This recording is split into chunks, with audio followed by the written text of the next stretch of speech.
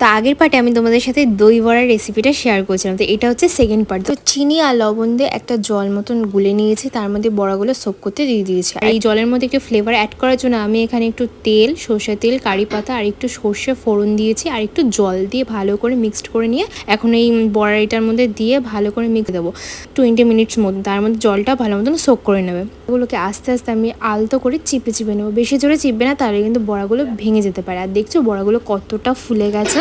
আর এখানে আমি নিয়ে নিয়েছি জল ঝরানো টক দই, তার মধ্যে একটু আইস কিউব দিয়েছি আর দিয়েছি পরিমাণ মতন চিনি, তো দিয়ে ভালো করে এটাকে মিক্সড করে ফেটিয়ে নিয়েছি। তো এখানে আমি দইটাও ফেটানো কমপ্লিট হয়ে গেছে। এবার বড়াগুলোর উপর দিয়ে দইটা ভালো করে দিয়ে দেবো। এইভাবে এখন এটাকে ওই ফ্রিজে রেখে দেবো 2 থেকে 3 ঘন্টা মতন, যাতে এটা পুরো একদম চিল ঠান্ডা হয়ে যায়। তারপর এর মধ্যে দিয়ে দিয়েছি অল্প একটু বিট লবণ, একটু ভাজা মশলা, আর উপর থেকে দিয়ে দিয়েছি মিষ্টি তেঁতুলের চাটনিটা, আর দিয়ে দিয়েছি ঝুরি ভাজা। তো এখানে রেডি হয়ে গেছে আমার দই বড়াটার রেসিপিটা। কেমন লাগলো অবশ্যই কমেন্টে জানিও। দেখা হচ্ছে নেক্সট ভিডিওতে।